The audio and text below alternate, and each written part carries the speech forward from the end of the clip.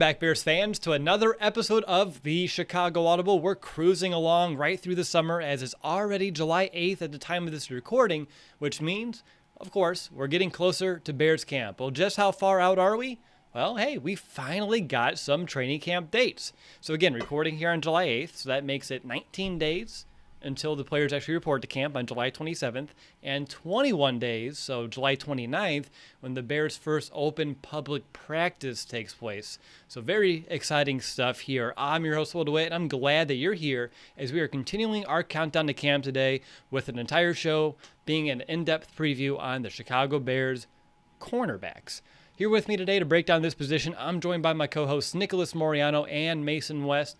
Nick, you got over the cold? No more sniffling? I wouldn't say that. This cold it's just lingering, and I'm not sniffling as much, but it is for the most part gone, but you may hear a sniffle or two. Okay, so you've already been warned if you're out there listening is the word I was looking for there. And Mason, how about you, man? How's your week gone? The week overall is going pretty well. Short week that we had with the holiday there, so it's always hard getting back in the saddle, but it's nice when you turn around and only have a 4-day work week. Absolutely. And on my end, baby keeps progressing. Today's the exact halfway mark since we're due on Thanksgiving Day. And all I'm going to say about the little one is Kairos Santos may want to watch out. We got ourselves a little kicker in there right now. But before we dive in, I want to let everyone know that our free jersey winner, Chase, has his jersey on the way. He went with David Montgomery. He also found out that he actually works and lives in one of the towns that I lived in growing up near Crown Point, Indiana. So I thought that was pretty neat. I just want to make sure that everyone knows who's listening. Once we reach 700 reviews on Apple Podcasts, we'll do another free jersey giveaway. So if you didn't win the last one, you will be in the running for the next one, which I believe we're about 15 reviews away. And of course, leaving a review of this show on Apple Podcasts helps us reach more Bears fans like us, like you, and it helps out when we reach out to potential sponsors for the upcoming season. And again, only 15 reviews away. So if we have that same kind of momentum that we've seen over the last few weeks, heck, we'll be giving away another Bears jersey right before training camp. But Mason and Nick, I'm ready to get the train rolling. Are you ready to kind of jump in today's episode of Countdown to Camp to talk some Bears cornerbacks? Let's do it. Super pumped. Yeah, there we go. That's the energy that we need here on the show. So here at the tip top of Tier 1 is a spot that has been reserved for Kyle Fuller for years. Now with Fuller no longer a Bear, it's next man up. So to begin Tier 1, let's take a look at the second-year man out of Utah who's coming off a strong rookie season, and that's Jaylen Johnson. Now, Johnson, he didn't come down with any interceptions during his rookie year, but his impact, it was felt. He had that ball production, 15 PBUs, and a few of those did help his teammates actually come away with a turnover. And Johnson's 14 forced incompletions was the third most in the entire NFL. And looking even further, Jalen Johnson's 56.9 completion rate against was the best of all rookies. And if you look at the rest of the league, that's about 27th. So with Jalen Johnson, I'm very high. I've been high on Johnson since last winter when I started mocking him to the Bears. He plays with smarts, usually in the right spot, and he can run with any receiver. I love his aggressiveness, attacking the football, and I'm very much looking forward to seeing what another year under his belt, what that can do for Johnson. But I'm curious about you guys. When you look at Johnson's rookie year, did he exceed your expectations, or did he play at the level that you expected? Nick, how about you? I think this is a guy where we were kind of concerned about the shoulder injuries, right? But when you saw what he did in his rookie season, to me, he excelled in some areas, especially in terms of mental processing, just knowing exactly what his responsibilities are in a given play and then just executing them. As a rookie, too, being challenged against some really good receivers that he faced throughout the season, Johnson looked really comfortable, and he really showed that up until he got injured in that Week 14 matchup against the Houston Texans. But I thought also with his body type being physical with wide receivers, when quarterbacks were throwing to him and he got his hands on him, usually there were incompletions or those 15 PBUs that you mentioned earlier, Will. So really he showed a lot of great just instincts and, again, that mental processing that you love to see out of a rookie cornerback. For sure. And Mason, I know you came along here on the show towards the very end of last season. So going back to maybe where your mindset was this time a year ago, did Jaylen Johnson exceed any of those expectations that you had for him coming out of the second round? I would say so. I think he kind of reset the standard of what the expectation should be for himself. A lot of times when you see rookies, especially the cornerback position, come in, there's a lot of highs and lows. You'll end up seeing, them getting burned for a really long touchdown that shouldn't have happened because of a blown coverage, maybe jumping a route they shouldn't have, things of that nature. But then you'll also see big splash plays. The thing with Jalen Johnson was it seemed just very consistent, right? He was there where he needed to be most of the time. There weren't the big splash plays, but there weren't also those hair pulling plays where you're like, what are you doing? So that was really awesome to see out of someone, in their rookie year, and hopefully he can just continue to move forward. For sure. And when speaking of moving forward, as we kind of get to this season, I'm excited to see him play on both sides of the ball after primarily being the right cornerback. Kyle Fuller, he always had that left just pretty much locked up. But Sean Desai did say that he will, and I quote, probably mess around with Johnson on both sides of the formation. So, Nick, I'll go to you first. How does Jaylen Johnson elevate his game here in year two? I think one area, and it's something that maybe the shoulder injuries kind of impacted this, but I thought his tackling, even in his rookie season, like we said, was a pretty good one for rookie standards. I thought that was the most inconsistent area of his game, whether he had his head too low or he just completely whiffed or took a bad angle. There were some just plays throughout games, throughout his rookie season where you're like, Johnson could put himself in a better position, could just take a better angle and make a more secure tackle. So that's one area of his game. But we also talked about that most of the time he was consistent. For the most part, he was. If you go back to the second Detroit game at Soldier Field, there was just some miscommunication, whether it was with him and the other safety, where there were just some deep touchdowns that happened. And you're just wondering, well, is that Jalen Johnson's responsibility? Is that the safety just being on the wrong page? So really, I think just being another year in the NFL, now being in Sean Desai's system, he'll clean that up. And you can also go to the Saints game where there were just a couple of blown touchdowns and Jalen Johnson's nowhere near the guy running the post. So just miscommunication happened at times, but I think, look, that comes with being a rookie and just getting acclimated to the NFL game. So that's another area that I know now in year two he'll definitely clean up. What about you, Mason? How can Jaylen Johnson eliminate some of those lows? I know you said there weren't a lot of those last season, but how can he, kind of take those out of the equation here in his second season?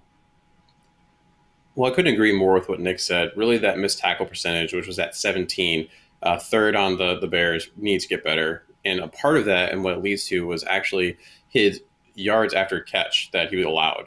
He ended up being second on the team with 270 yards, only trailing Danny Trevathan, who had 297. And we've already talked about what Danny kind of had to do when he was in pass coverage. You saw this, for example, in a game against the Panthers on the second drive. He gave up a slant route to DJ Moore, which is fine. It was a solid route, and DJ Moore is a fast guy. But the problem is that DJ Moore then had 22 yards after he caught the ball. Like, that can't happen, whether it's a missed tackle or you're playing too far off the ball, which was very surprising considering how many passes defended that he did have. So what is happening in those plays when that's leading him to be second on the team in the yards after completion? That has to get cleaned up, because ultimately that's what lets drives continue, and that's what prevents you from being a shutdown number one corner in this league. Yeah, really good points. And when we look at Jaylen Johnson, we have to talk about those shoulders, Mason. Last year, he ended up dinging one of those again. We have the history of all the shoulder issues throughout college, and when you're playing corner and you're wearing one of those braces, obviously your mobility of that arm kind of goes away. So making plays on the ball gets a little bit tougher. You don't have that exact range of motion that you would if you didn't have a harness on. From your perspective, putting on that medical hat, should we be worried about those shoulders entering this season? If you go back to the article that Nick wrote when Jalen Johnson was first drafted, which definitely go back and read that. It was a good article. He talked about how, some of the things that I had mentioned, where I don't think it's necessarily going to be a huge year-to-year multi-game issue, but it's going to be more of a long-term wear and tear. And we saw that over the course of a season. He did pretty well with it. And then at the very end, he ended up missing 3 games. But, at the end of the season, those are your most important games you have to be available for. He didn't end up needing surgery this offseason, so it wasn't necessarily, a soft tissue issue. There wasn't like a tear, anything like that. But there is a concern regarding the overall bone health based on the kind of surgery he had to repair that shoulder. Because what he ended up having was basically taking a piece of bone and putting it in front of that shoulder so that it doesn't dislocate as easily. And when you're changing that positioning and what the body naturally wants to do, you're going to have compensations. There's going to be wear on other areas that normally don't have wear. Potentially, is that one of the reasons why he tackles the way he does? You see a lot of the time he lowers his shoulder down, head goes down. He doesn't necessarily wrap up as much as you might see from some of the other cornerbacks in the league. So is he already trying to protect himself? Like you were just alluding to, well, when you have to wear a brace of that nature, is the radius you have as a defender, is that decreased? I mean, it has to be. The point of the brace is to limit how far you can reach out. So ultimately, this is going to be something that you have to monitor throughout his career. Is it something that's necessarily going to knock him out for half a season? No. But yes, he's going to miss a tackle here. He's going to miss potentially an interception here and there. And he might end up missing a couple of games in the year, which then makes the depth of this position really important. Really good stuff there, Mason. I appreciate you kind of sharing that with us. Nick, I have a simple question, potentially complicated answer for you. In your opinion, this season, will Jalen Johnson be the team's, quote, CB1? He will, and I think he already has that position as it stands, a couple of weeks before training camp actually begins because of how he played in his rookie season. But I think what the Bears are really expecting of him, and just in terms of health-wise, but also what they're expecting to see on the football field. And look, it's not an easy task filling the shoes of Kyle Fuller, who was an all-pro here in Chicago, and really, a consistent football player in terms of what they were asking of him in Vic Fangio's defense, and even Chuck Pagano. So he is cornerback one. He's got all the traits, even the skills to be that guy. Again, we just got to see, will health allow him to get to that point? And I think, if everything goes to plan, he'll reach that. All right, let's move on and let's wrap up this very first here by taking a look at a newbie in Chicago who does bring a ton of experience to the group, and that's the veteran entering his 9th year, Desmond Trufant. Trufant brings 103 career starts to the table for the Bears, who are entering this season after losing their longest tenured cornerback in Kyle Fuller. However, Trufant, he's missed 17 games over his last 2 years with injuries, and he's allowed a passer rating over 103 of his last 4 years.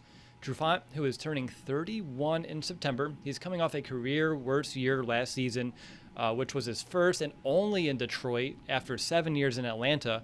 But when you look at his last 15 games, and I know you have to look at different seasons because he hasn't been able to put a full one, you still see a decent amount of ball production for Trufant. 5 picks and 11 PBUs in those last 15 games. So I know, Nick, you just said it's not fair for Jaylen Johnson to put on those Kyle Fuller replacement shoes fully. That's unfair of anybody. I think that's really true for Trufant as well. But I'm curious, do you guys believe that this veteran can come in, give us quality play on the outside this season?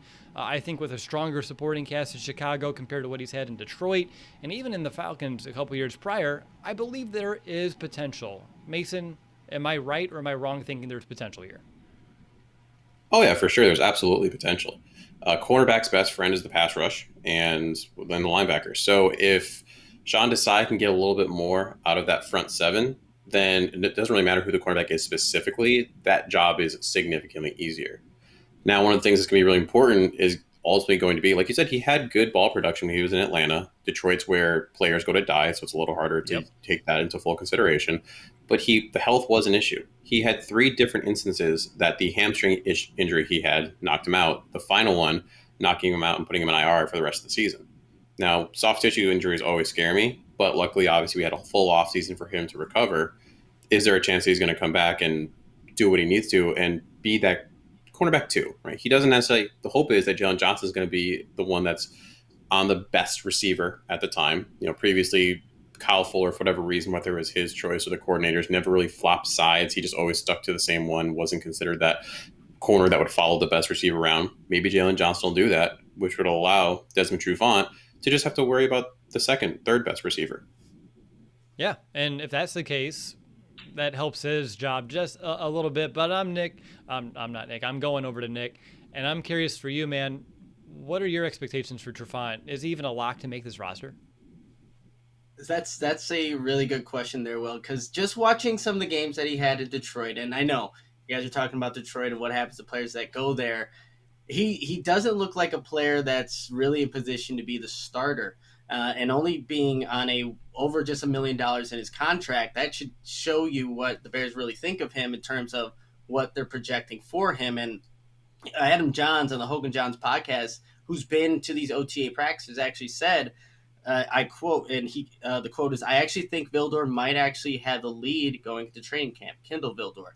I wouldn't be surprised if Vildor is out there with the starters to start training camp come late July." And when you see Desmond Trufant, I think he does a good job of understanding what his limits are in terms of knowing what receivers are doing on the outside. If they're going vertical, he knows when to open up his hips and run with guys so he's not burnt deep because he's not the fastest guy. But anything that has those in-breaking routes, and you can watch what Allen Robinson was doing to Desmond Trufant in the first game they played against Detroit.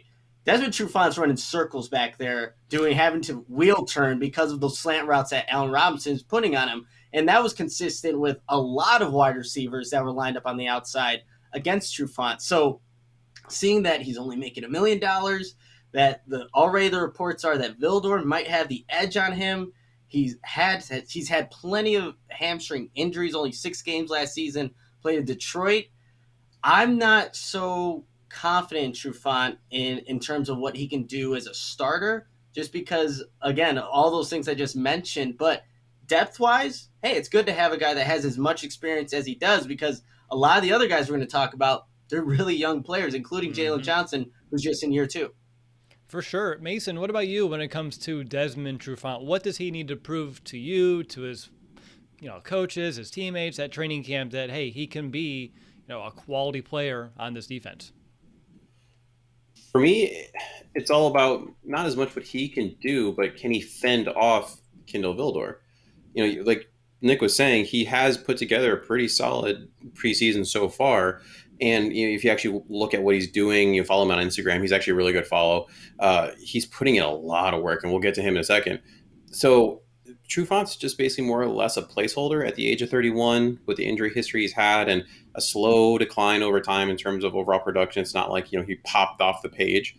In addition to that, you may find that the Bears end up going and looking for help elsewhere, whether you talk about a Steve Nelson, who's still sitting there from the Steelers. Richard Sherman's technically still out there. That might be someone that they'd be interested in bringing in if they really need to solidify that corner position. Desmond Trufant's not really making a lot of money. If he can't produce at a high level, he may not be here.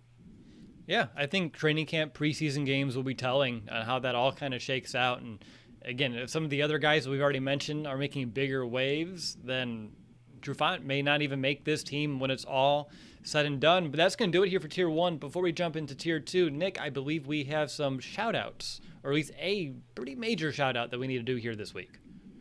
Yeah, well, we have one shout-out to give, but this is the shout-out of all shout-outs, really, and it goes to Jaden McEldowney, who it was maybe a week ago now where I got my phone, got the notification, see that it's from one of our fans, and it's from Jaden McEldowney, and the donation was for $1,000. I had to reread that a couple of times saying, wait, is that the right number of zeros behind that? I messaged Jaden saying, hey, this is amazing. We really appreciate it here, but are you sure you put 1,000?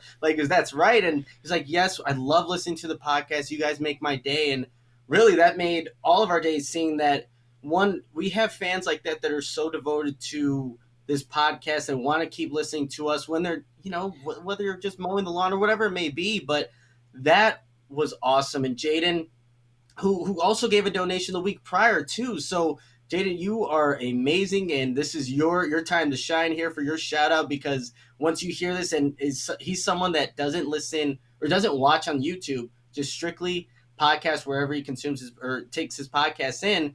And that's awesome to hear, just to see how people are taking all this in. But Jaden, again, thank you so much. You made Will, Jordan Grimes, our graphic designer, Mason, all of our days. And look, you see Mason right there. He's got the green screen. That's because of you, Jaden, and your generous donation. So thank you so much.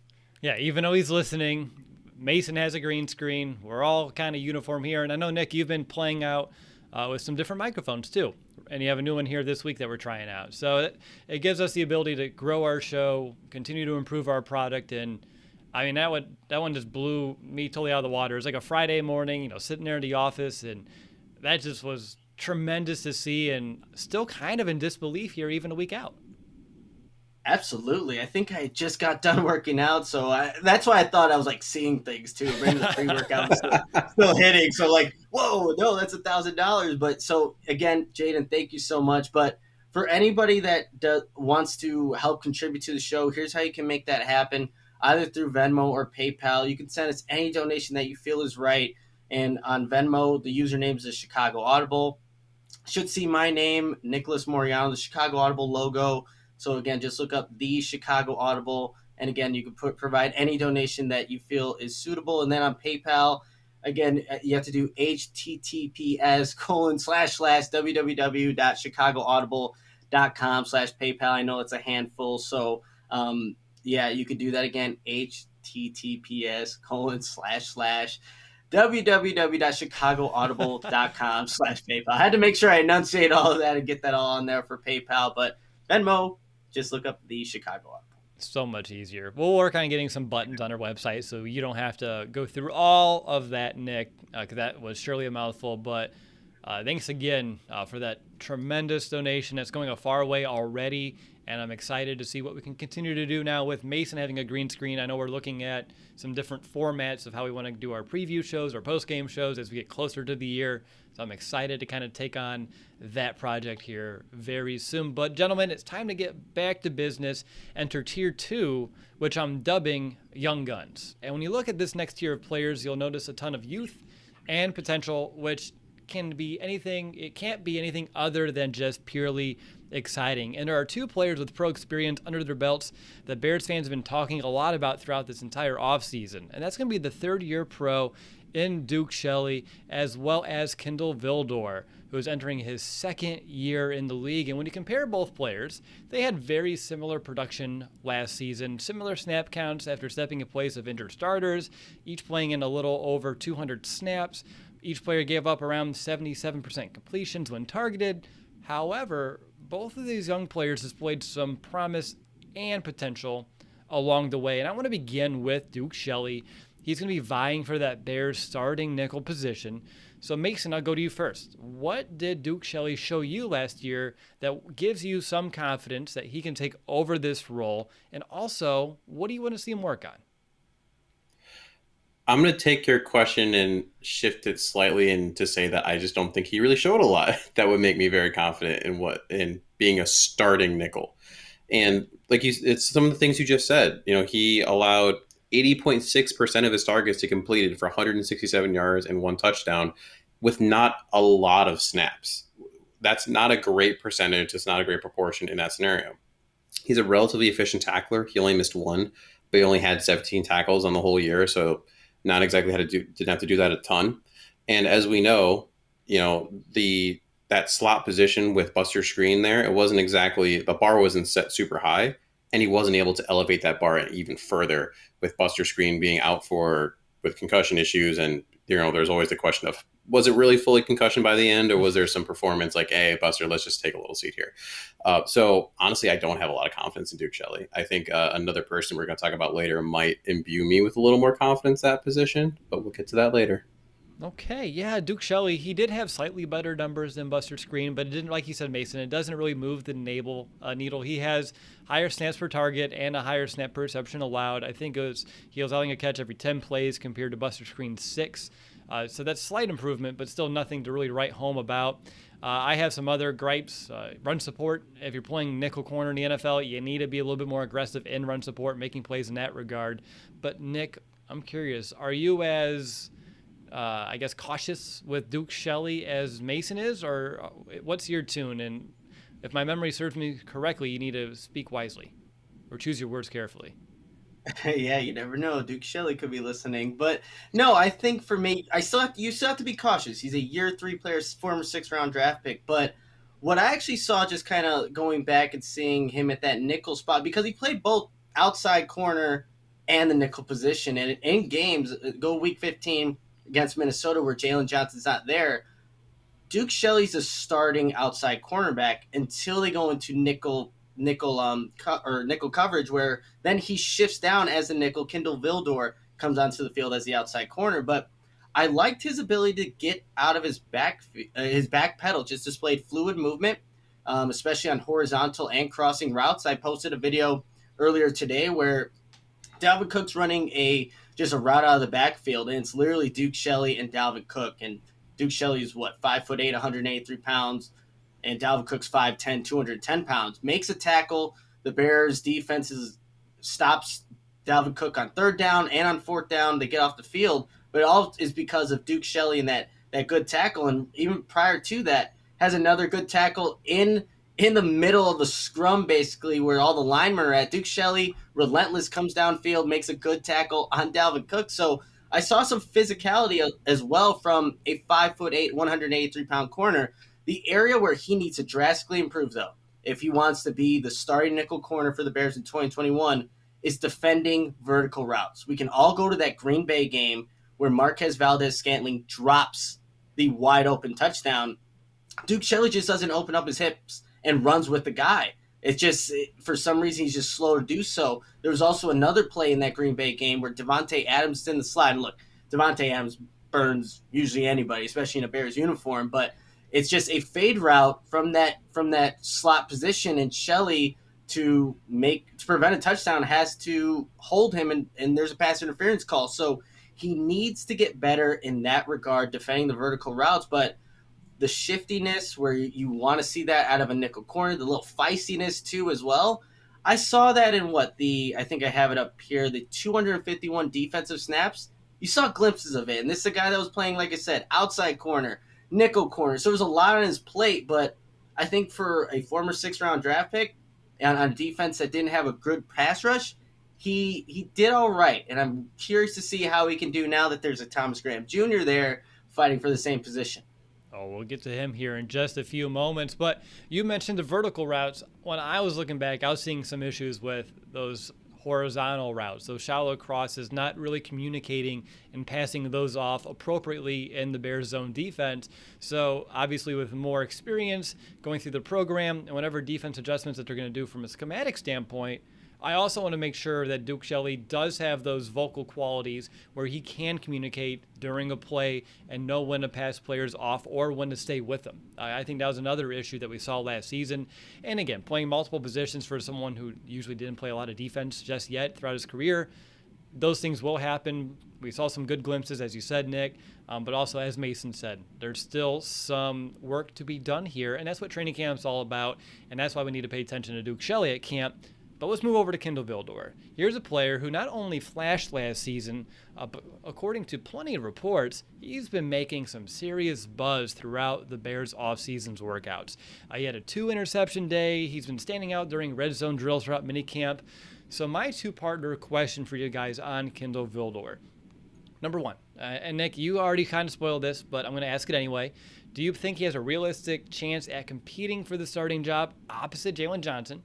And on top of that, I know he pegs as more as an outside guy, but what are your thoughts about him maybe playing nickel? I know when you're looking at Sean Desai just talking about him this summer, he said that Vildor has a chance to compete at, and I quote, various positions. So, Nick, you already kind of tipped your hand a bit, so I'll go to Mason first. What are your thoughts on Kendall Vildor entering camp? I think Kendall Vildor is going to be really interesting. The thing that you have to think about when you're thinking about him is you can use last year a little bit, but the problem is, he only played 13% of the defensive snaps. And when he did have to, it was kind of rushed in there at the end when Jalen Johnson got hurt. And as you had just said earlier, right, Duke Shelley was outside and then got moved inside and Vildor got put on the outside.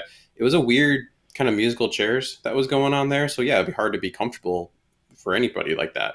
But he did give up 131.2 passer rating, and he did give up 2 touchdowns on those limited snaps. So there's a lot to work on there.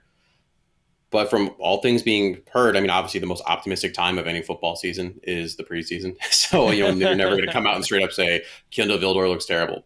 But from what we've seen and some of the highlights and things like that, he is impressing people out there. And so, he's an individual that I think can really heavily compete to be that cornerback too.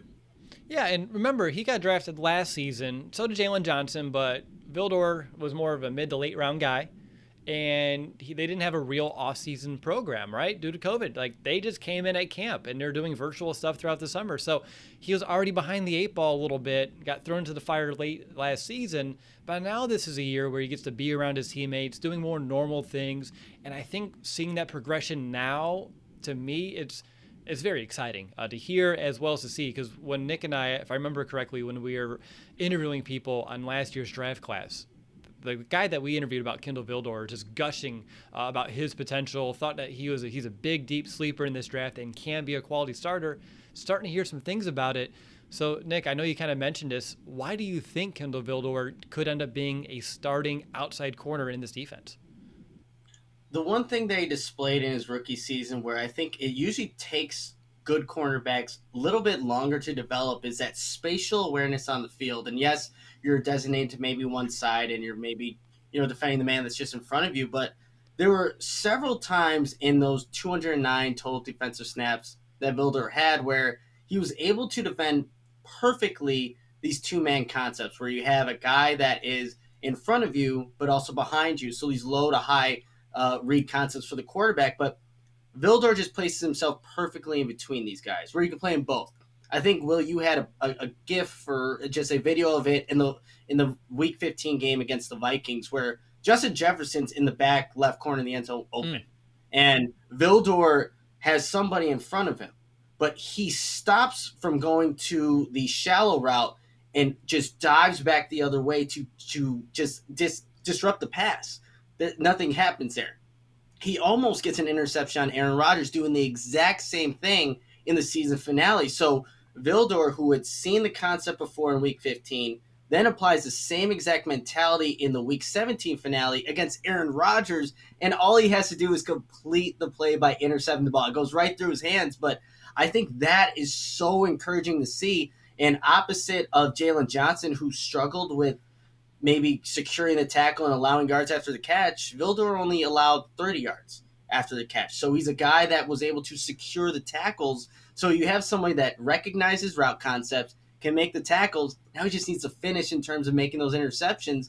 All these corners really do, because Shelley, Vildor, Johnson, no interceptions last season. But that's why I feel confident in him overtaking and just taking this cornerback 2 spot and playing opposite of Jalen Johnson.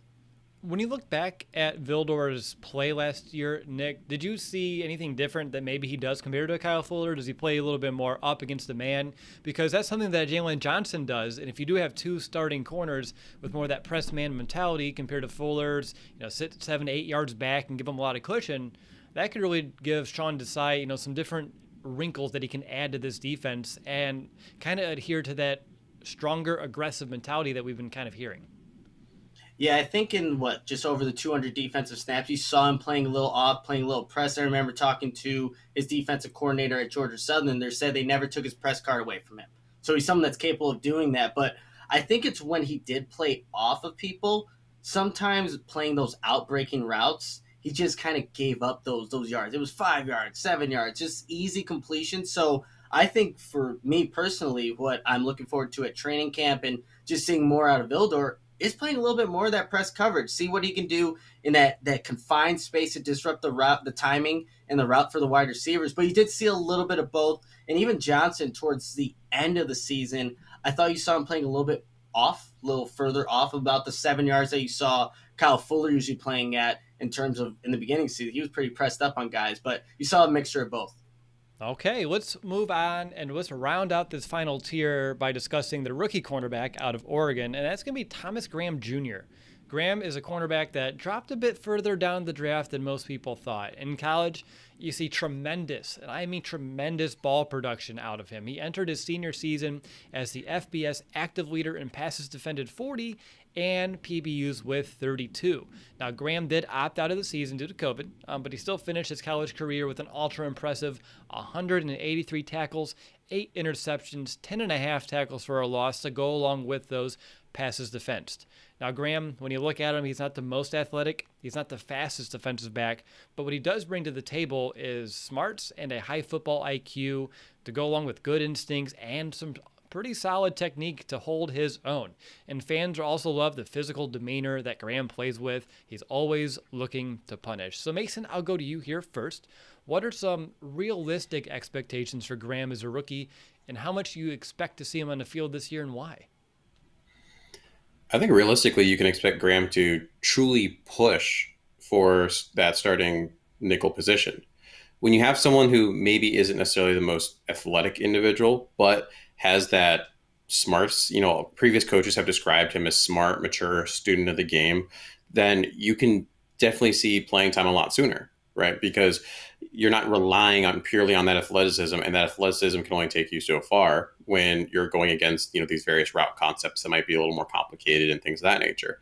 Now, again, is still a rookie though, so that is still going to take time. He's going to have to probably build his way into that position. I wouldn't expect week one for him to lead corners and nickel position snaps, but the production he had in college is very exciting. I mean, he played as a true freshman and led that team with 3 interceptions. You already listed all the pass breakups he had.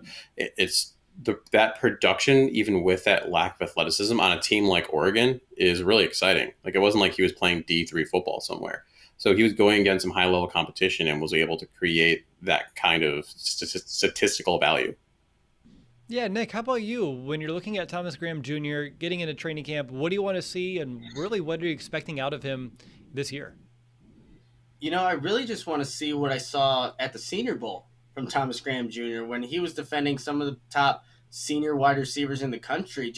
He looked consistently day in and day out through those practices like the best corner there, just able to mirror routes. And look, anytime you can win those one-on-one routes in the 7-on-7 drills or straight up one-on-ones as a corner, where those drills always favor the wide receivers, that's how you can make a name for yourself. And that's how I just came to keep watching where number 4 Thomas Graham Jr. was at. But what I want to see in terms of training camp is how, and this goes for Duke Shelley as well at the nickel corner, how those guys do against some of the bigger body receivers. Like Allen Robinson will line up in the slot, and that disrupts a lot of things for opposing defenses. How are you going to defend that? As a nickel corner, if you're backing up in the end zone or in the red zone, you're already giving up that cushion and then just allowing one of those guys to turn around, catch easy completion. So I want to see how they defend those route concepts in the red zone, but also I want to see exactly how he's doing in those 7-on-7 drills, because he did such a good job against some of the senior wide receivers at the Senior Bowl. Now taking a step up against some of the Bears wide receivers. But this is a guy that's feisty, also a 6th-round draft pick, just like Duke Shelley is, and that's why the competition is going to be so good against these two. And just one last quote from, again, Adam Johns of The Athletic. He said, "The favorite everybody is Duke Shelley, the 6th-round pick from a couple years ago. He was out there working with the starters during rookie minicamp. I know Thomas Graham, the rookie this year, is expected to push him, but during veteran minicamp, Duke Shelley was your leader." So he has it for now. We'll see what happens come training camp, though. And for me, the fact that he came to the Senior Bowl and showed out like he did after taking a year off is just a testament of what kind of player and how serious he still takes the game. Obviously, he was still engaged mentally and physically still in shape, and he knew that taking a year off, like, hey, I'm going to the Senior Bowl, I have a chance to prove like I haven't lost a step, and be able to just jump in kind of cold like that and play like he did, again, I think it's a huge testament to the type of player that the Bears are getting there in Thomas Graham Jr. I'm excited to see him push for this position. The more competition you can find, the better. And guys, we're not done. Even though we're entering Tier 3, I'm going to call this 3rd tier loaded. And I know it's maybe a big term, but usually when you get to Tier 3, we ramble on with a few guys, don't know anything about them, give a couple of the factoids here and there.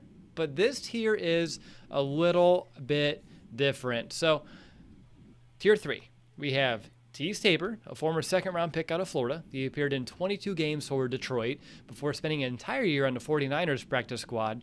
Didn't have a team last year until the Bears snagged him up in December.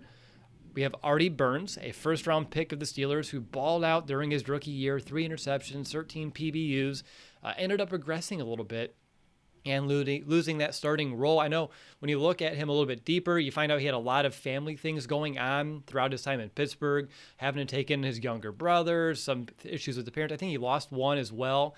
So there's a lot going on there. Came to Chicago for a fresh start, looking to revitalize his career. Last offseason, he was talked to battle with Jaylen Johnson for that CB2 spot and ended up tearing his ACL in camp. But he's back here in Chicago for another try. And then we also have Trey Robertson, former CFL star, who the Bears signed to the largest contract to a CFL player since Cameron Wake when he signed with the Bears last year. Robertson was coming off a 7-interception season, ended up breaking his foot last July in workout, so he didn't even get his chance to start like we all thought. So like I said, we have some other players here in this tier, but I just kind of want to pause here as we'll get to the rest of the players in a moment, because this trio is where the conversation really needs to land. We have three corners that at one point all showed real promise. Teez Tabor was a highly touted cornerback in the 2017 class, drawing comparisons to Aqib Talib just due to his aggressive nature. PFF's draft profile said there's no reason Tabor can't be one of the best DBs in the entire NFL. And Artie Burns, again, first-round pick who played at a high level as a rookie, and Roberson dominated in another professional league, and the Bears, obviously, they thought highly of him to give him that rare deal coming out of the CFL. So, Nick, I'll go to you first. Out of the three, who do you like, who are you watching, and what are you looking for?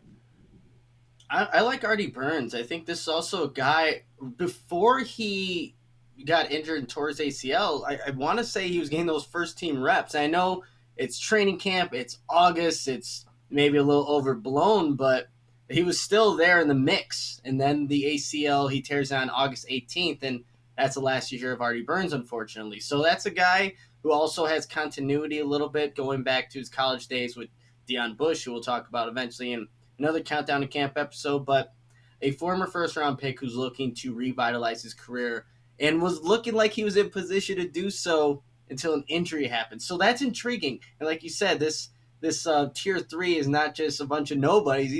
These are names that people like. I know that guy. I've heard him before. So we can actually provide some analysis, because they can maybe be depth at least on this Bears cornerback room. So Artie Burns is a guy that I'm really interested in seeing where he's even at when they start training camp. And is he lining up just with twos? Does he get even some reps maybe at the ones with Vildor and Trufant? We'll have to wait and see, but that's a guy I'm interested in. With Vildor and Trufant, what's going on with Jalen Johnson? Oh no, he's got his own. He's over there. No one's taking his reps. Now I actually understand exactly what you meant. Sorry, I misunderstood. I thought it was going to have Vildor, Trufant, and then you have Burns out there. What a trio! That's not the trio that I would expect come week one. I would hope that's not the trio come week one. Mason, how ready should Burns be with that ACL? I know it's been about a year now. So, without knowing exactly his rehab process and everything like that, at least looking generally at the timeline fits. You really want at least 1 year before you're trying to push. You could be someone who's an athletic, physical freak like Adrian Peterson, come back sooner. Darren Sproles was back 6 months later. Saquon's already posting videos of him, quadding out like crazy as he normally does. But for even the highest of athletes, really a year is where you want to look at it. So he'll be ready for training camp, right? The question is he going to be at 100% of what he was before? And that's the thing that really stinks when it comes to the ACL, is a lot of people end up coming back, and you look at, that quad activation, and when you retest it, it's only usually about 70% even at a year out. So with a number like that, that's still going to have decreased productivity in terms of his explosiveness, his stability, things of that nature. So he's going to be a little slower even in August than he probably would like and what we would like. Yeah, that's not going to help his chances to push really for a roster spot, a starting job. If he is at 70%, I know that's just a number you're pulling out there for that general year mark. We don't know his exact situation with how tight knit things have been around him. But on top of that, Mason, when you just look at this trio, who do you like out of it? I'm glad Nick went with Artie. I'm hoping you go with Teez Tabor, because I don't really care about him, to be quite honest. Like the fact that he was highly touted going in before the combine, and then he didn't run well at the combine, and then he had a pro day that he ran worse at. That's silly to me. You have a test coming up. Study better for your tests, good sir. Because I am high on Trey Roberson. I like Artie Burns. I love Trey Roberson, and it really stinks that he had the injury he did, that broken foot when he was working out. Bears were lucky, they waived him with an injury designation. He wasn't claimed, so they were able to revert him to that non-football injury list. Bears general manager Ryan Pace said of him, with very little prompting, that was disappointing regarding the injury. He's disappointed. We're going to work through the injury with him. He's a good player, someone we scouted heavily in the CFL. It's just an unfortunate injury, but something he can recover from, and we're going to work with him in that process. And he's such an interesting player. If you look at his, numbers he had, in the Grey Cup championship, he had 54 tackles total, 3 interceptions, 2 forced fumbles. In 2019, he had 41 tackles total with 7 interceptions, 2 returned for touchdowns.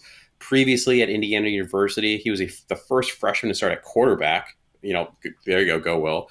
And then he spent 3 years with the Hoosiers, including a medical redshirt year after he broke his leg early in the season. Transferred to Illinois State for his final 2 years, where he was, again, quarterback, brought them to the FCS championship game where they ended up losing to North Dakota State, boo.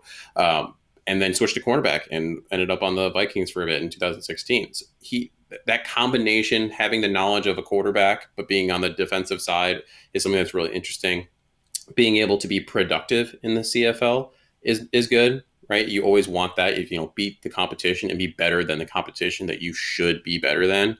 And I think he's someone that's just going to be really interesting to watch and potentially push for that third defensive back position, someone who might be able to step in and maybe even something crazy happens and he can push even further than that. That's kind of where I'm at too. When it comes to obviously having anyone that played at IU again on this team would be awesome for me. I'm tired of Nick having a monopoly with James Daniels in Iowa. I used to have Jordan Howard. Obviously things have changed here over the last few years for us.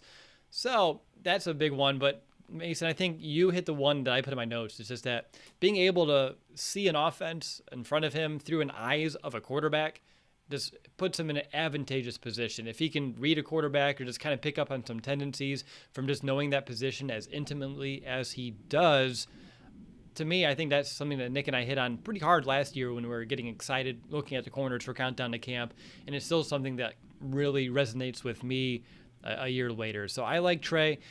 Nick, when you look at Trey, do you think he has the versatility to push for an outside and an inside kind of backup role? Because I think I do. Yeah, and I talked to his former defensive back coach with the Calgary Stampeders, and he said that exactly, Will, that he was so versatile in their defense that they just lined him up anywhere. I asked him, what is Trey Roberson like on the football field? And his answer, Joshua Bell's defensive backs coach, is he's a dangerous player. When he's on the football field, he has that Charles Woodson, that Chris Harris Jr. in him. He just picked up on tendencies from receivers and made a lot of plays. And, I asked him about his quarterback background, how that helps him with things. And he just was constantly watching film. But he's a guy that's versatile, was highly touted in the CFL, has, like we said, that quarterback background and transition now as a corner.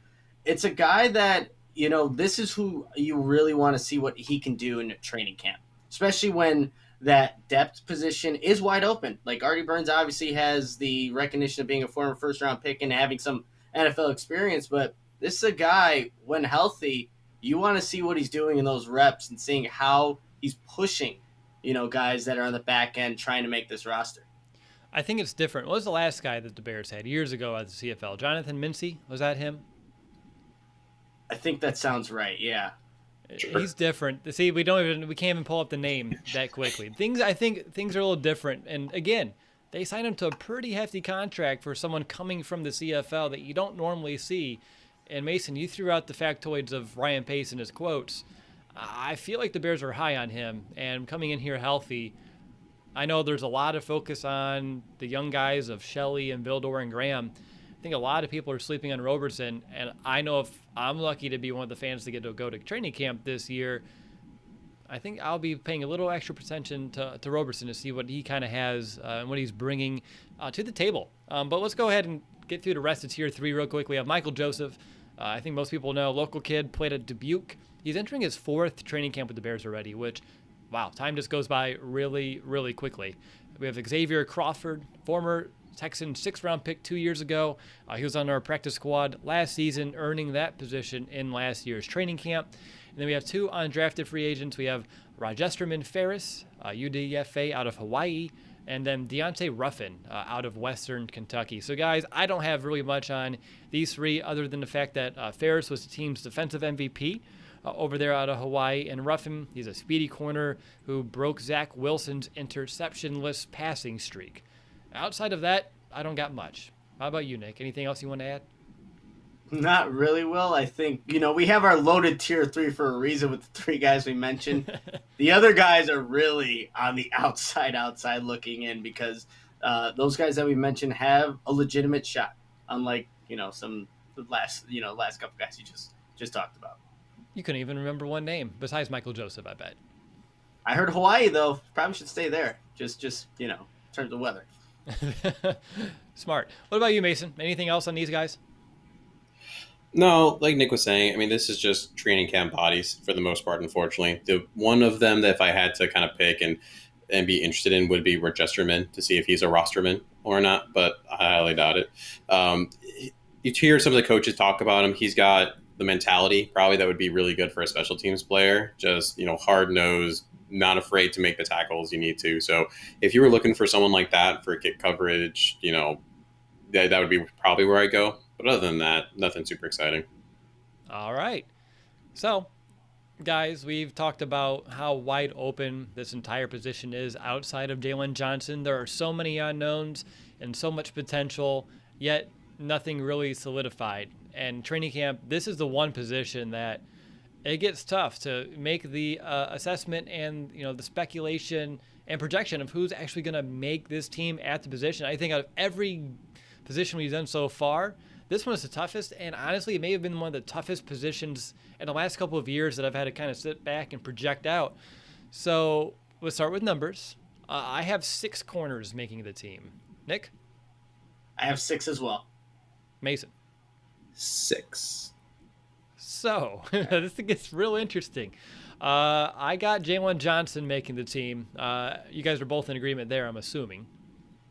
Who's Jaylen Johnson? Yeah, right? Ooh, that guy? Yeah, I do. Yeah. All right, so we all have Johnson making the team. Does anyone have Desmond Trufant making the team? No. Got it right here. Okay. So I have Trufant. Nick, you have Trufant. He could. Mason could. All right. I can see that being a real possibility, honestly. We talked about that earlier. So we have Vildor and Shelley, right? All of us have Vildor and Shelley. I can see that one without a doubt. Thomas Graham, he's here. He's making the team. So that one's not surprising. Nick, who's your 6th? I have Artie Burns as my 6th guy. What about you? I got Trey Roberson as my number 6, which means Mason has both of them, and that's how he makes his 6, right? 100%. Yeah, Okay. Figured it out. Okay. So we got, I'll say mine. So I'm sure that was like a weird, winded way to kind of get all of our names out. So I got Johnson, Trufant, Vildor, Shelley, Graham, Roberson. Nick? I have Johnson, Vildor, Trufant, Shelley, Graham, Burns. Mason? And Johnson, Vildor, Roberson, Burns, Shelley, Graham. Awesome. See, that's really cool that we all went in different ways. And honestly, they're all unique and they're all viable. I can see Trufant not making this team.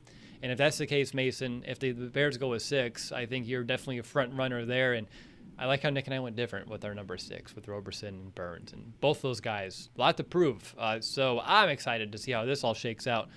Real quickly, I see Chase Furries in the chat, our jersey giveaway winner. So I just want to say, Chase, we see you. I talked about you on the top of the episode a little bit with your David Montgomery jersey coming your way. But just want to thank you again for your review and congratulations on winning. But gentlemen, it's time to play a little bit of my favorite game, and that's going to be some over-under. So over-under 3 interceptions for Jalen Johnson. Remember, he had the goose egg during his rookie year. Mason, are you going to take the over or the under? I'm going to take the under. Ultimately, if you look at last year's interceptions, the leader was Roquan Smith and Deshaun Gibson with 2 each. Kyle Fuller had 1. Khalil Mack had 1. Bilal Nichols had 1. The list goes on that way. Yes, I do think the defense will be improved. I think the pass rush will be improved. But to go from 0 to a jump over 3 seems a bit high for me. Okay, how about you, Nick? I have 4, and I think that it's tough for these second-round draft picks to get those high number of interceptions. I'll give you a couple of names. Xavier Howard, who's probably regarded as one of the best corners in the league right now. In his second year, he played all 16 games, had 4 interceptions. A guy that we're all very familiar with, Darius Slay, also a second-round draft pick in 2013. His second year, he had 2 interceptions, but played all 16 games. I think it's all going to determine if Johnson can now hit that 17-game mark where he can end up. But I see him ending with the season with 4 interceptions. I like the optimism. I'm going to take the over as well. My number was 4. I wasn't going to go crazy with anything like 5+. I think he's going to get, obviously, a little bit more bulk of the targets. He was already targeted like 72 times last year. Fuller was like 75. With that extra game, I'm looking at maybe like 80 or so opportunities for him. And again, he had a lot of hands on the ball. He just wasn't in a proper position to actually come away with the takeaways. So he's there, and I think he can make the jump from PBU to interception. So I'm going to take the over as well, which leads to the next one, over under 5 interceptions for all Bears corners. Only 1 last year, fellas, which obviously that's a number, if we want this season to be something worth remembering, that needs to change. 5 on a normal year feels like a very low bar, but considering the 1 last year, that's where I felt like putting it. So, Nick, are you going to take the over or under? And obviously, you just need a couple more interceptions if Johnson's going to get 4 for you. Yeah, if he gets 4, then I'll go the over. I'm optimistic about what Vildor, Johnson, and Shelley could potentially do as those starting corners there. All right, Mason? I'm going to say over as well. I'm going to get hated on by the chat and whoever listens to this, but Kyle Fuller, I loved him to death, but the way he played, I couldn't deal with it. Just how far he played off. He was a great hitter, all those things, but it's hard to get interceptions, hence the 1 he had last year when you play that way. And so I think when you have Jalen Johnson being the cornerback 1, no, I don't think he's going to get over the 3, but I think he's going to get more than 1. And then having opposite side of him, I don't have Trufant. I mean, maybe you guys do, but the other cornerback, whoever that might be, the slot, I think they're going to be able to chip in enough to get to that over 5 number. All right, I'm going to take the over as well. Pass rush, too. As you said earlier in the show, Mason, secondary's best friend. So that's really going to help out here in this regard. All right, over under an 85 passer rating allowed for Jaylen Johnson. I don't know. I just thought this one was a fun one to try. He had 106 last year, bumping it down to 85. I don't think you guys want to try to figure out what kind of season that is. So I'm just going to say trust your gut. Mason, over under. I'm going to say over. He's going to probably continue some of the issues that have led to that, like in terms of the yardage he gave up. I think that's going to be probably with the shoulder. A lot of the tackling issues are going to continue to present themselves. Sure. Nick? I'm going to go over as well. I think, again, now he is cornerback 1. He's going to see just more targets, more opportunities to make plays, but also give them up. So I think it will be over that mark, but that doesn't necessarily mean it's a bad season by any means. Just look at it. He's giving up some completion. It's going to happen every corner. Sure, it is. And I'll take the under. I think it's going to be like an 80. If he's getting some more interceptions, that's going to dip that number down. Again, none last year. Kind of gets heavily skewed in the quarterback's favor. One more for Jalen. Over under 16 PBUs for Jaylen Johnson. He had 13 last year, and for a comparison purpose, 16 would have led the entire league in terms of cornerbacks and PBUs last season. You can take the over or under, and we'll go to Nick. I'll go over. There's a additional game, and he went out in Week 14 against the Houston Texans, so maybe realistically could have gotten that number last season had he been healthy. So I'll go over, and we'll say we'll get 18 PBUs for Jaylen Johnson. Ooh, I like it. Mason, how about you, man? Also the over. Like Nick just said, I mean, that's 4 more games than last year he would play. He's going to get more targets, like you guys said, just being cornerback CB1. I really feel that Desai is going to have him float around to the best receiver. I just will find it hard to believe that the doc is going to just be like, hey, chill on one side, and whoever you cover is who you cover. Okay, I'm taking the over as well. Nick, you went 18. I'm going to give him a solid 20 and just go with the even number and set those expectations totally sky high. Speaking of PBUs, let's do another over-under. 30 PBUs for the entire cornerback position. When you add up everyone last season for the Bears, that came out to 22. Mason, how about you? Considering I'm right there with you, I had 20 as well for Jalen Johnson. Between the rest of the cornerbacks, throwing in an extra 10 should be doable. It should be. You would hope. Nick, you can take the over-under on that. I'll go over as well. It's all going to depend who's actually out there starting, which we'll have to wait and see in training camp. But I think whoever it is going to be capable of, just providing those PBUs throughout the group. And it all goes to pass rush. If the quarterback's speeding up that clock, that ball might not be as accurate, might be behind a guy, and even if they're not in perfect position, still get a hand on the ball and get that PBU. All right, and one more I'm going to make up on the spot just based off of how this conversation went today. Over under 9 starts for Duke Shelley this season. Nick? I'll go over. I think I'm a little bit more optimistic about Duke Shelley and what he can do. And just seeing Thomas Graham, I think, has all the potential, but it's still his rookie season. So I'll go over the 9 games for Duke Shelley. All right. How about you, Mason? I'm real curious of your answer based off of your assessment of Shelley earlier and also the grouping of the corners that you brought to the table. I feel like there's a little bit more competition for him.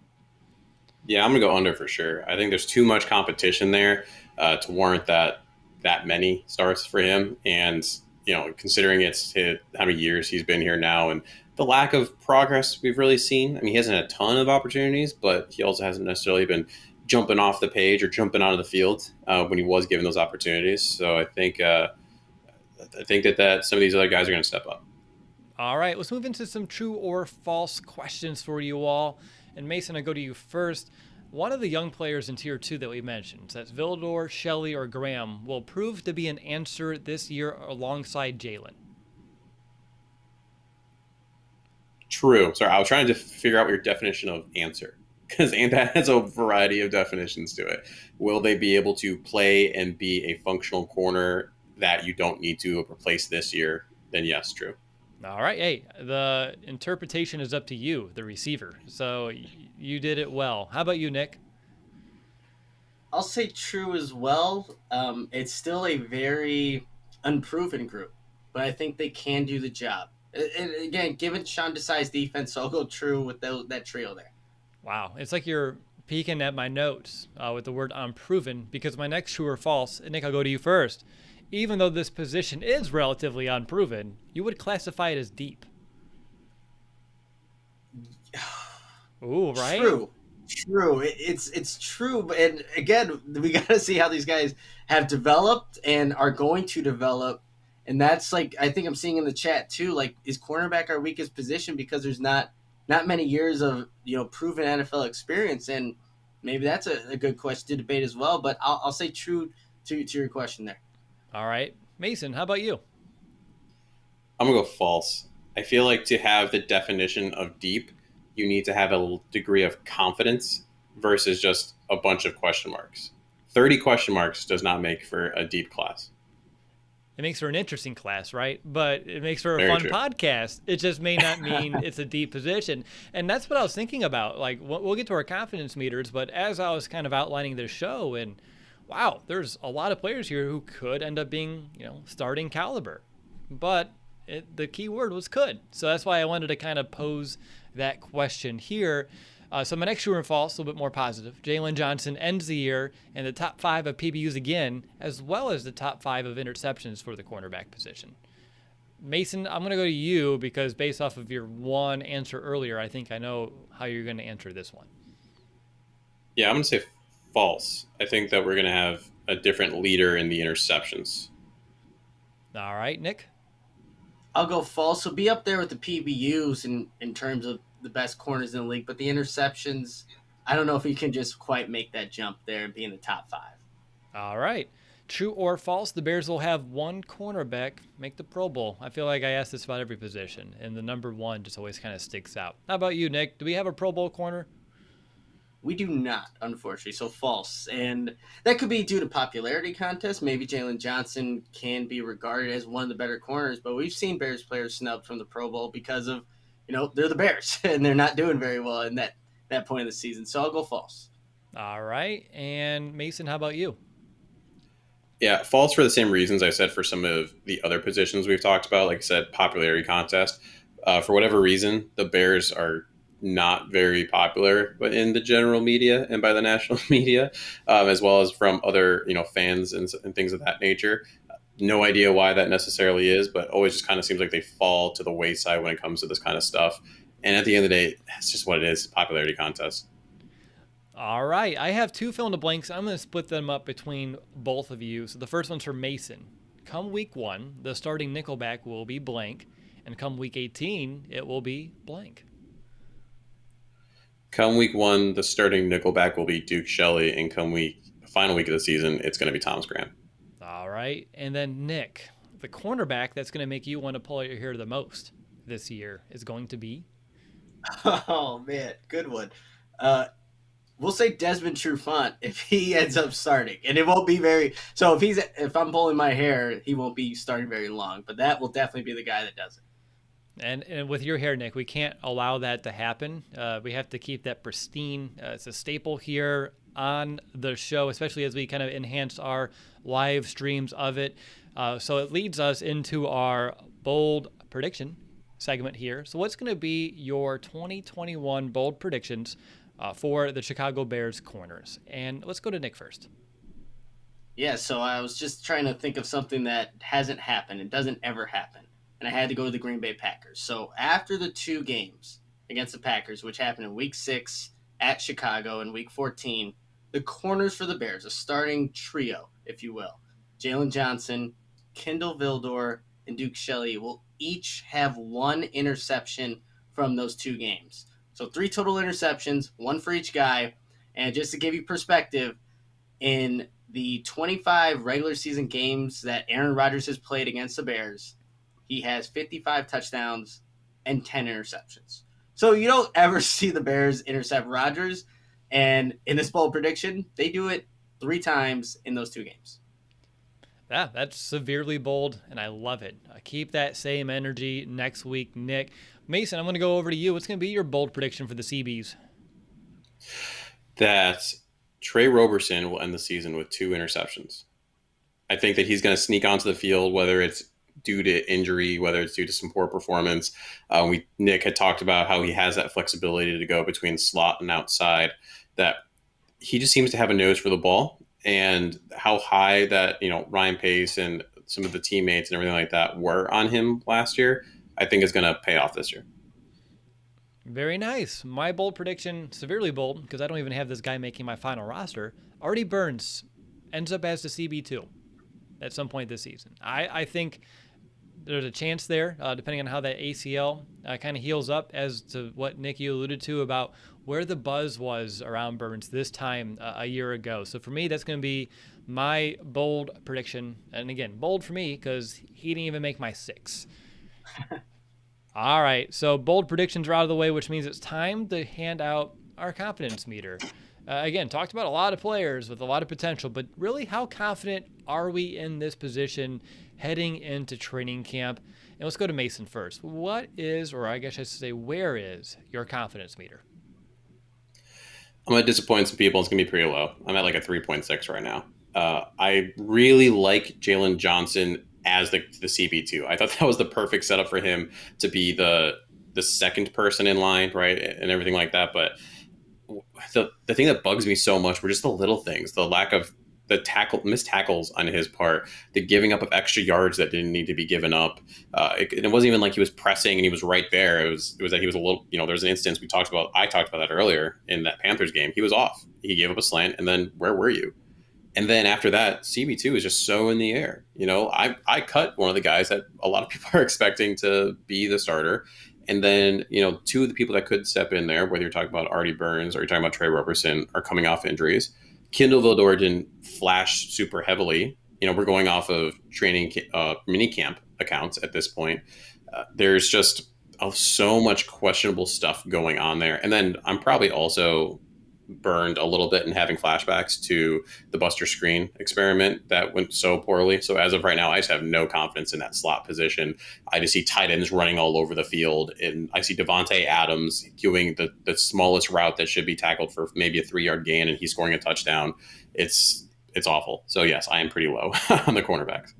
Speaking of the slot corner position, just looking at all the advanced stats and where people were ending up, it really just hurt my heart to see Bryce Callahan still at the top of the list over there in Denver. As much as we loved him here on the show, and he went over to Denver with Vic. Man, you really appreciate Bryce Callahan even more after the fact, after he's been gone now for just a little bit of time. But Mason was pretty low. Nick, did you get over 5?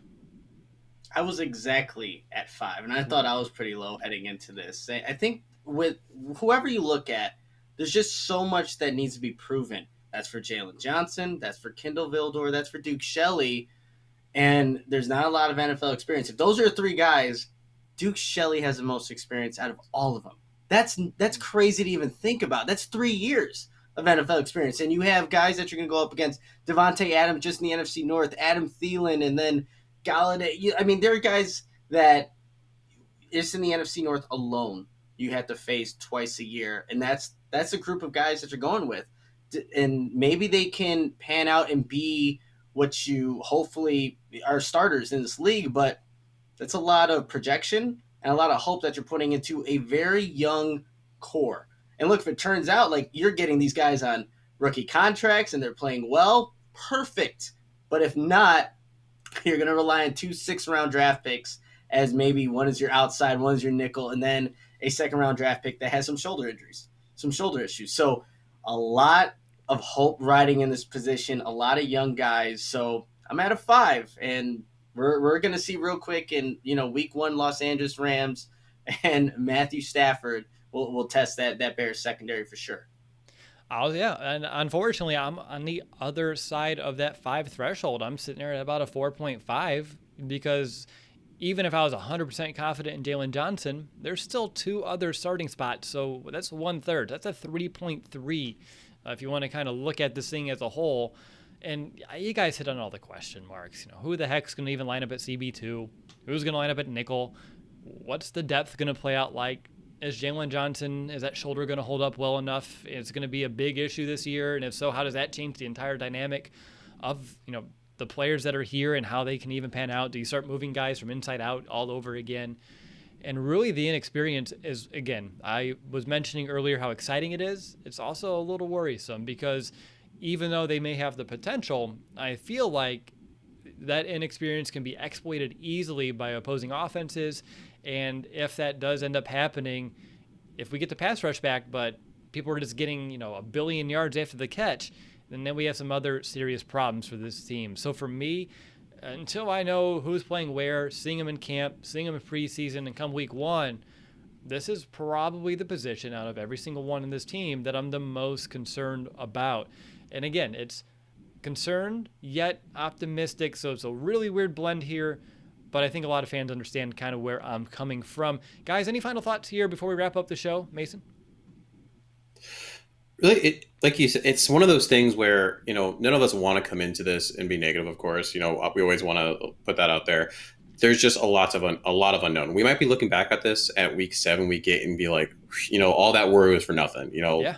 Kendall Vildor stepped up and he did amazing. Thomas Graham all of a sudden has 3 interceptions midway through the season. That was one of the best signings ever. But as of right now, how it sits with the lack of information that we have and the crazy lack of experience, like Nick said, with Duke Shelley having the most experience, like that should make everyone's head explode. There just isn't a lot to latch onto right now. So it's a wait and see. Sure is. How about you, Nick? Any words of wisdom that you want to bestow upon us and our listeners before we sign off?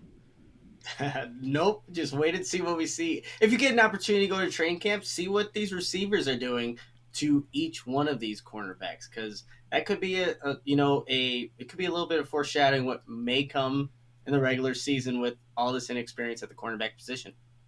Nick, there's a lot of things that I'm excited about come training camp, but we talked about the wide receivers not that long ago and how, big that unit is and how many receivers are here and who's going to make the team. Between the receivers and the DBs and the corners, we should have some serious, battles on our hand and seeing, because everyone there, they're pushing for some limited spots and there's a lot of bodies. And I think we're going to get we're going to have a lot of fun watching these units kind of go at one another, trying to kind of get the upper hand to really put their best case forward to make this team. Yeah, and I think, too, the Bears wide receivers will test these Bears cornerbacks because there's a lot of versatility that you see from the Bears receivers. Allen Robinson's not the burner, but you have several other guys that are. So Kendall Vildor, Duke Shelley, like I was saying earlier, needs to be better at defending those vertical routes. Well, there's going to be a Marquise Goodwin, Demir Bird. There's got, obviously, Darnell Mooney that had that speed. So we're going to see it at training camp. And you have guys that I think can hit the deep ball in Justin Fields and Andy Dalton. So we're going to see it tested out there. It's going to be a fun time if we get to go to training camp. Is this the one position that the Bears offense is the one testing the defense? Like when you look at the offensive line versus the Bears front 7, obviously the offensive line is going to learn a lot by going up against that Bears defense. I feel like this is the one though. And it's been a long time since we can say that the Bears offense has an upper hand in terms of like a position versus a position battle. I think you could definitely say that. You have playmakers on that side of the ball, but you just don't have very much on the other end. And it's always been the opposite for the Bears. Yeah, usually. So that's something to pay attention to at camp as well. But that's going to do it for this week's episode. Thanks for everyone for tuning in. Yes, even you, Don Burr. Love seeing the live interaction here during the stream. And of course, thanks to everyone who's listening to podcasts all around the world. If you haven't yet, one more reminder to review our show over on Apple Podcasts to get in on our next jersey giveaway that we'll do once we hit 700 reviews over there. And as you know, we're always down to give back to our audience as we appreciate the time that you share with us. It really does mean a ton. We'll be back next week as we transition back to the Bears offense and into the Bears backfield with a preview on the Bears running backs. Can David Montgomery have a breakout year with better blocking? How does Damian Williams change the entire dynamic of the position? What will Tariq Cohen's role look like, or what should it look like? And how can the rookie Khalil Herbert get into the mix? We'll discuss those questions in detail and a whole lot more next time. But until then, bear down.